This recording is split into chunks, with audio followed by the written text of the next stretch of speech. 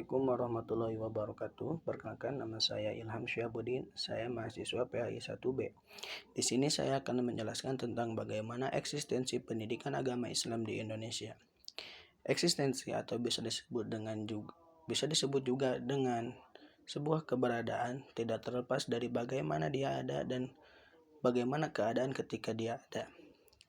Banyak sekali persepsi tentang eksistensi pendidikan agama Islam ini, yang mana pada hakikatnya pendidikan Islam di Indonesia ini bermula pada saat Islam itu masuk ke negara Indonesia. Banyak sekali teori yang menyebutkan bagaimana agama Islam masuk ke negara Indonesia ini, mulai dari teori Gujarat, teori Persia, teori Cina, dan teori Arab.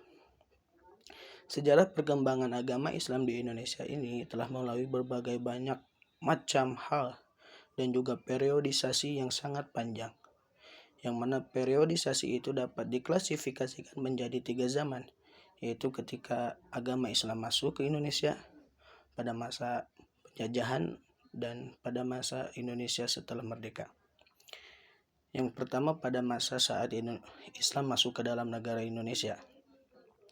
Banyak sekali literasi sejarah yang mengatakan bahwasanya Islam masuk ke negara Indonesia yaitu pada abad ke-7 Masehi dan menyebar luas pada 13 Masehi. Masuknya Islam ke negara Indonesia ini ditandai dengan berbagai macam kerajaan-kerajaan yang timbul di daerah Aceh, seperti halnya Kerajaan Perlak, Kerajaan Samudra Pasai pada tahun 1292, dan juga menyebar luas ke daerah bagian Jawa dan Indonesia bagian timur melalui perdagangan yang ada di Selat Melaka. Yang kedua yaitu pada saat periodisasi yang kedua yaitu ketika zaman penjajahan, yang mana pada penjajahan kali ini yaitu pada saat Belanda menjajah Indonesia dan Jepang juga. Pada saat Belanda menjajah Indonesia, eksistensi pendidikan agama Islam tidak banyak sekali pergerakan yang signifikan, karena pada masa kolonialisme Belanda ini, pendidikan agama Islam atau keberadaan pendidikan Islam ini sangat dibatasi lingkup geraknya, karena pemerintahan kolonialisasi Belanda beranggapan bahwasanya sebuah organisasi ataupun perkumpulan yang beretnikan agama bisa saja memberontak untuk kepemerintahan. Jadi pada masa pemerintahan kolonialisme Belanda, eksistensi pendidikan Islam sangat tidak memiliki ruang gerak sama sekali. Namun berbeda pada saat penjajahan Jepang.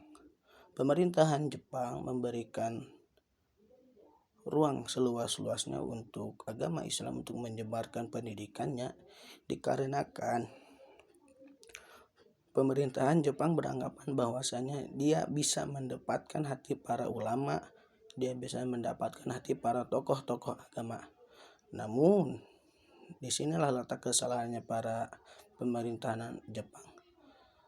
Para tokoh-tokoh agama tidak bisa dibeli imannya, karena apabila aturan-aturan yang dilaksanakan atau dibuat oleh para pemerintahan Jepang bertolak belakang dengan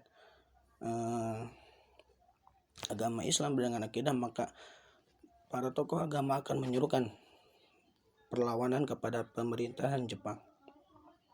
Untuk periodisasi yang ketiga yaitu pada saat Indonesia merdeka. Setelah Indonesia merdeka, para founding father atau Bapak Proklamator membuat sebuah undang-undang yang berisikan bahwasanya setiap sekolah harus ada pelajaran rohaninya. Nah, adapun untuk orde baru, yang tadi kan tentang orde lama, sekarang orde baru. Setelah PKI-nya hancur, maka dibuat lagi undang-undang tentang bagaimana perlindungan terhadap pesantren-pesantren dan juga sekolah-sekolah yang notabene-nya adalah membahas tentang agama. Nah, Oleh karena itu, pada masa Orde Baru banyak sekali munculnya pesantren-pesantren yang baru. Selanjutnya, setiap masa pasti ada orangnya dan setiap orang pasti ada masanya. Nah, untuk eksistensi pendidikan agama Islam di Indonesia sendiri yaitu ada beberapa tokoh yang muncul, di antaranya yaitu Kiai Haji Hashim Asy'ari sebagai pendiri organisasi Nahdlatul Ulama dan teman sejawatnya yaitu Kiai Haji Ahmad Dahlan sebagai pendiri organisasi Muhammadiyah. Keduanya yaitu merupakan salah satu dari banyaknya tokoh-tokoh yang mempelopori eksistensi pendidikan agama Islam di Indonesia itu sendiri. Demikian yang dapat saya sampaikan. Mohon maaf bila banyak kekurangannya. Wassalamualaikum warahmatullahi wabarakatuh.